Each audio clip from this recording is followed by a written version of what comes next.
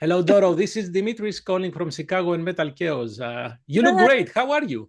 Thank you, Dimitri. Ah, super, super. Wow, we had such a great time in Chicago. Oh man, it was awesome, and it was Indeed, it so. was. Indeed, it was. And I love that you got off the stage and you stepped on the chairs and sang with the people there. That was amazing. I don't know how you do that. Actually, I wanted to get closer to the fans, and since it was a beautiful theater, wow, man. But it was like these seats, and I thought, oh man, it's very it's very strange to play in front of people, when some people are sitting down. So I Right. want to go in the audience and then get everybody, you know, have a great time, and like so, and yeah, it was so cool. We had so much fun. I loved it, and Yes. it was. Although I have to admit, I missed Johnny behind the drums, although Yeah, Danny did a great job, but we missed his face. of course, yes, yes. Of course. Yeah, he's still with us. Johnny, he plays with Taikedo as well now. Correct.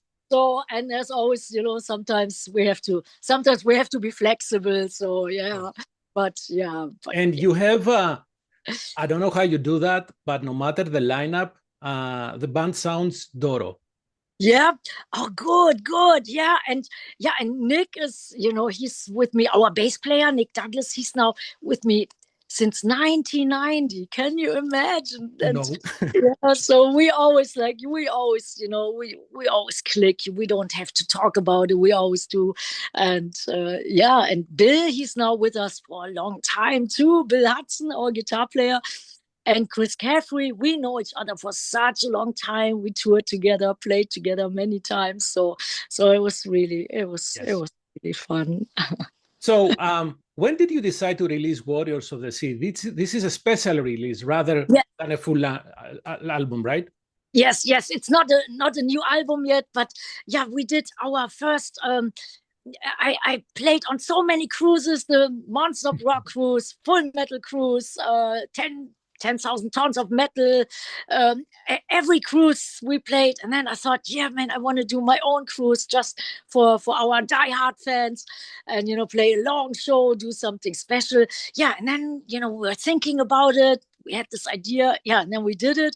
And the first cruise was immediately sold out, and then we did a second one, and we were thinking, what can we do different? So we played a totally unique set list, and we had like a nice stage set. It was, it looked like a pirate ghost ship Oh. kind of thing. And then I said, man, I want to write a song for this cruise. And actually, I had this idea. It was the chorus idea, and I sent it to my bass player Stefan Herkenhoff. He was with us now for a long time as well, but he took on a steady job, so that's the reason why Nick is back. And uh, but Stefan is a cool guy. We love to work together in the studio. We did many things on the newest album, for example, Children of the Dawn and I Will Prevail. So I went to him for Warriors of the Sea, and then we immediately clicked and we recorded that song, and then it came out. Actually, we played it live many times, and then we thought, wow, needs a video. So there's a beautiful video out. If you guys, want to check it out, it's on YouTube on our channel, Doro's channel. Hmm. And yeah, and then we said, man, we should do a whole, like, maybe a single. And then, the idea was, it all came together. And then we said, let's do a picture disc, like vinyl. And then I put 5 live tracks on it, 5 rare tracks. And then we said, a picture disc is cool. I'm a sucker for vinyl. Yes. I love Yes. vinyl. And then there's this new thing, like doing a liquid filled vinyl. And we did it, and I have it right here. I didn't see the picture this yet, but this one, it just came in, and that's how the cover looks. And that's the one. And it's like there's blue curacao in it. Right. Right. So And I that think means right now you are in the US, right? no, I'm back in Germany. I'm So back in wait a Germany. minute, I'm back. because I have ordered the same version. No, We won't really? have any issues, right, in the US getting this stuff in the US, right? No, I don't think so. I don't think so. Yeah, yeah. Okay. Okay. I don't think so. But that just came in, and the real album is coming out 24th of October, but but I got my first copies in. So yeah. If I don't get mine, I will get yours. Deal? Okay. Okay, that's a deal. Let's do it. Let's do it like that. Yes. So That's Too Much is not a new song, right? No, actually, I did it for there is a tattoo fair in Austria, and we especially did it for this tattoo thing. And actually, I think you can use it for a couple of years, and then you get the rights back. So not people have heard it. It was just on this compilation for this tattoo thing. They call Wild Style tattoo fairs, and I played them many times, and it was pretty cool. All the best tattoo artists of whatever the whole world, they are always going there, and it was fun. So the promoter, the guy who's putting on this tattoo fair, he asked me if I would like to do Touch Too Much, and I said, oh, that's my favorite song. Sure thing. So I did it, but it was just on this compilation, and now I could use it, and it was like the time was up that it's exclusive for the tattoo thing. So that's the reason why I could put it on this album, and I think it came out so nice. And is it? And it was the last single of Bon Scott. I'm a big fan of. Yeah, right. And I almost hear some Motorhead groove in that song, to be honest. Yeah. There is that rock and roll vibe that... that's always cool. Yeah, absolutely. Yeah, Lemmy is right behind us, you see. Of course. Yeah. Motorhead vibe. Oh, that sounds good. Let me get this straight. You are the metal queen, right? And now you become a captain? You have a cruise? Hold on. What's going on? Actually, it was so much fun. It was such an adventure, and when we played on the ship, it was so cool. It was so different. We all had different outfits on, and I was I had like a little pirate hat on, and like a pirate outfit. The guys in the band as well, and the fans, they came in. Some girls, they looked so beautiful, they were all like dressed up, and it was really cool. And then we had the design of the ship was all between ghost ship and pirate, and then everybody did videos and selfies. They had a great time, and we want to do it one more time next year on the 6th of June 26th. It goes from Cologne, Germany, and then you can go the Rhine River with all these great castles and ruins. It's really spooky as well, and I thought everybody would enjoy it, and look around. But usually they came inside to watch the show, and but it was really cool. Why did you say one more time? This is the last time you will be doing? If people like it, then maybe it could be a yearly event. Because you have to understand, we are, as from the US, we are thinking about crossing the Atlantic to come to Germany for that. So don't say this is the last one. No, it won't be the last one. We maybe want to do it longer or bigger or nicer. So we are thinking already about the show now, and it's always a special set list, always something really special, unique. People, totally surprising, and people can of course, tell me what they would like to hear, stuff what we would never play in a normal set, or in a normal festival. So but there were many American fans coming over, last I feel so jealous now, Doro. Let's talk about something else now. Yes. No, I don't want to make you jealous. I just want to, No, I'm joking. It's something. It's cool, but maybe it could be a yearly event. Yes, hopefully. So at what point do you start writing lyrics? Because you have always this special connection with the fans. So do you have the music, or at least a demo, and write lyrics? How that goes? Usually, for example, with the song Warriors of the Sea, it just pops out. That's always the best thing. You don't have to think about it, think hard about a new song. When it just pops out. That's the best thing. And actually, the whole chorus was already done. It was just like coming out, the whole melody. And then I went to Stefan, and I sang it on my cell phone and sent it over. And he said, "Ah, sounds pretty cool." And then let me see what I can do. So he did some like guitars and bass, and then we met, and then in a couple of hours the song was almost done. And then I wrote like the second verse and the bridge. But if the foundation is already there, if that's already cool, then that's already the most important thing. And like the little verse or bridge, it's important, but the chorus, I always feel that's the most important thing. And that I felt right away the people, they would like it. They're always singing along when we play it live, and have this big flag, and then people like it's really fun. It's really fun. Well, you have been doing this for what, 10 years now? You know that stuff, right? Yeah, man. Wow, yeah. I think over 40 years. No. We reset the clock every time we see you, Doro. You know that, right? Oh, thank you so much. Okay. I still feel like it 28 or Yes, 35. there you go. There you go. So Warriors of the Sea is being released through Rare Diamonds or Nuclear Blast?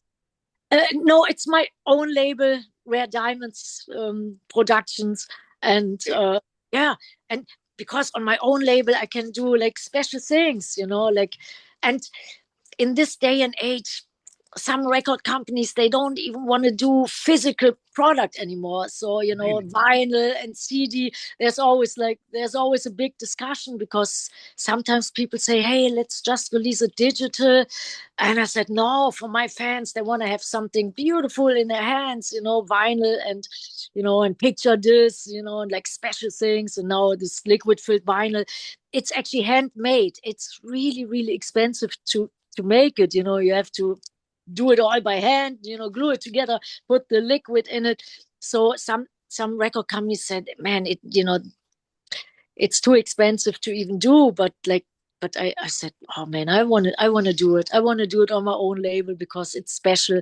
I don't know if we would ever do it again, but this time, yeah. And I thought it's so nice for the cruise. It's a special thing, like for diehard, vinyl collectors. And so the next Doro album, will it be through Nuclear Blast or Rare Diamonds Production?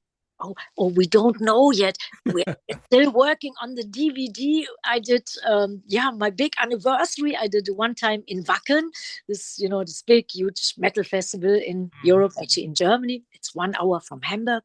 And I did it in my former hometown where I grew up, Düsseldorf, and many, many people were there. Like Joey Belladonna was there, and the Motorhead guys were there, and it was so much fun. So we have, and Elisa White Glues of Arch Enemy was there, and Angela Gosso as well. So I think it was the first time that they were together on stage, and I sang Touch of Evil of the Triumphant Agony album with Elisa White Glues. It was awesome. And All We Are, we did, and All for Metal. And there were many, many great guests there, and Mickey D of Motorhead, and Phil Campbell of Motorhead.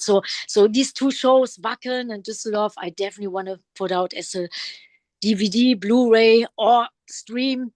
Or maybe only stream. I don't know yet. So it's like, it's a big discussion with with so everybody. You don't know at this point how you will release the next album, right? Yeah.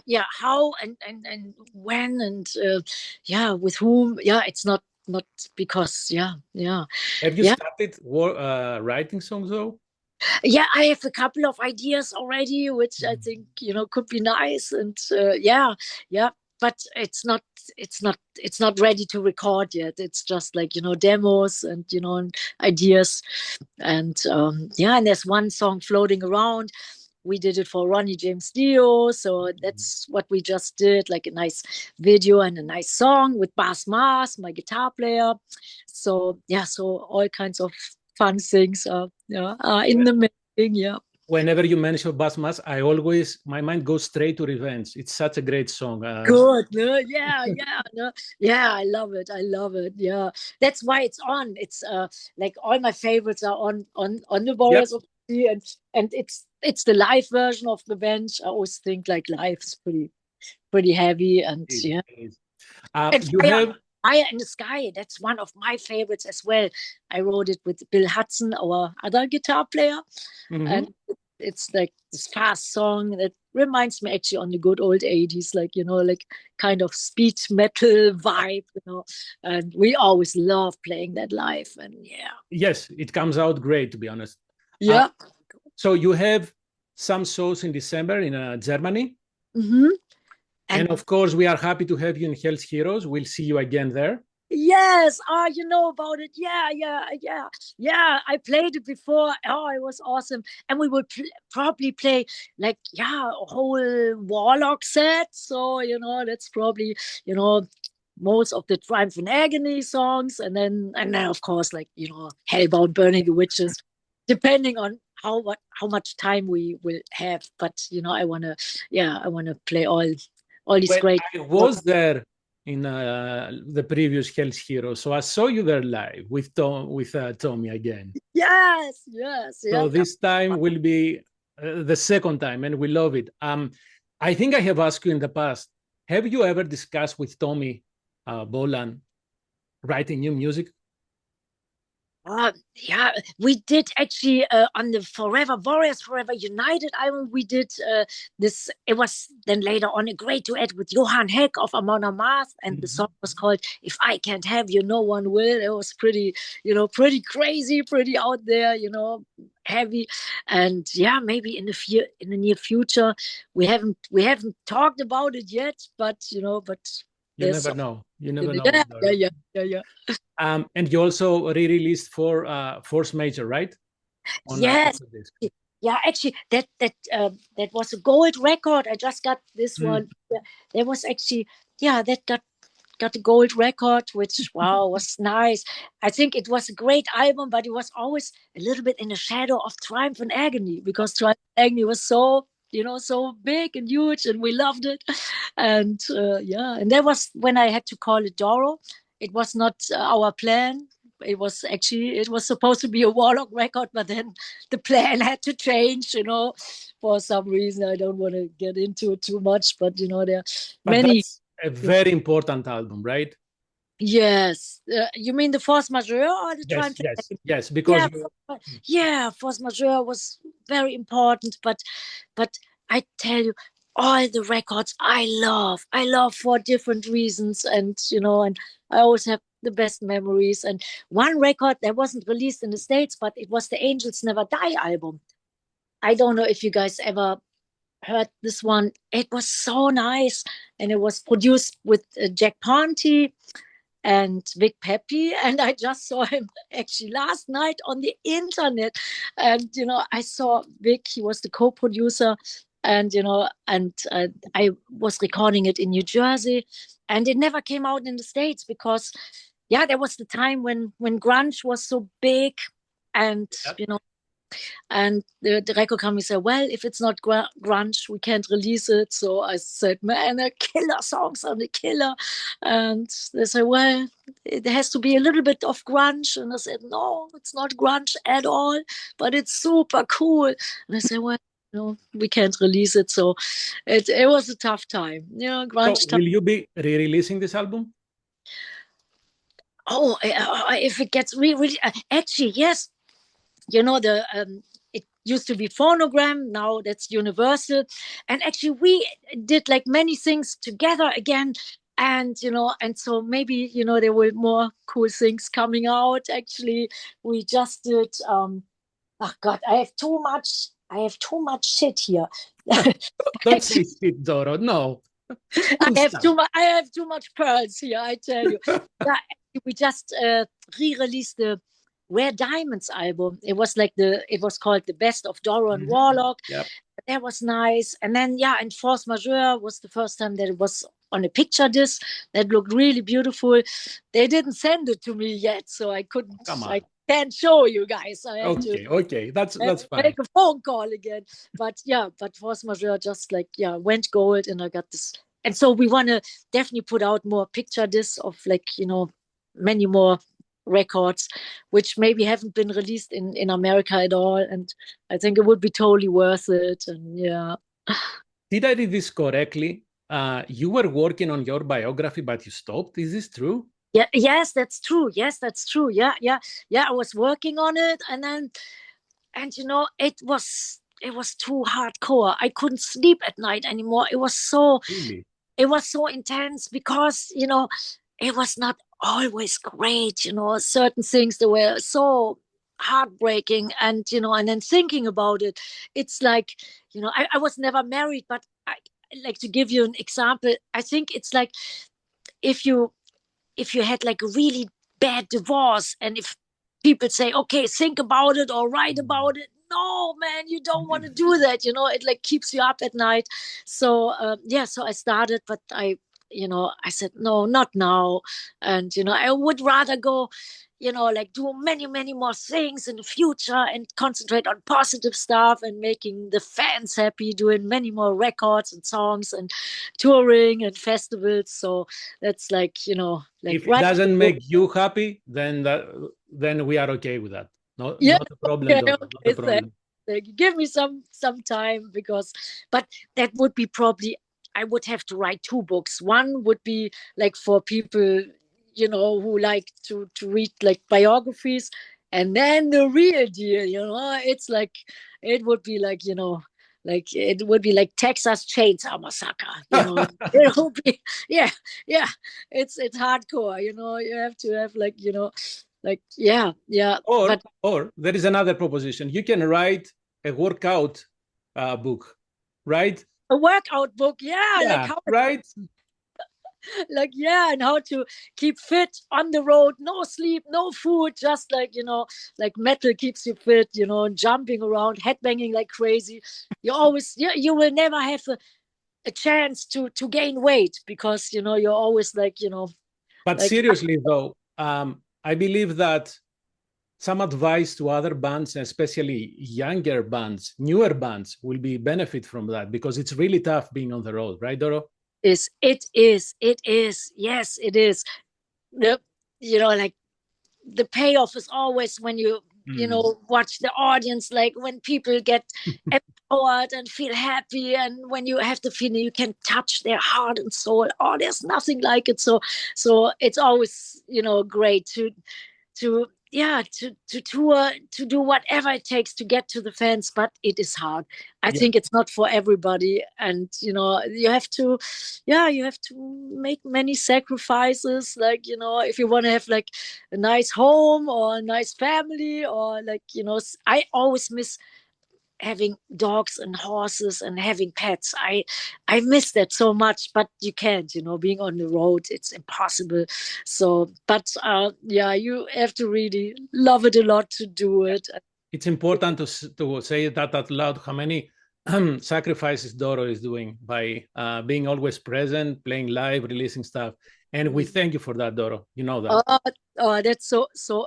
No, it's a privilege that I can hop on stage and make people feel good. It's so great, and that you can have like a deep connection with, like, people, like the love for the music, the love for, for that moment. It's magical, and it's like, so it's so sacred to me. So I thank the fans, I thank the people for, yeah, for making it possible for me to do it for such a long time. And I definitely have many, many, many more years, in me. And and yeah, it's really, it's a big honor. Every concert, every festival, I feel like, wow, that's great. You're And gonna make me cry. So, last question: how important is the Patreon that you have?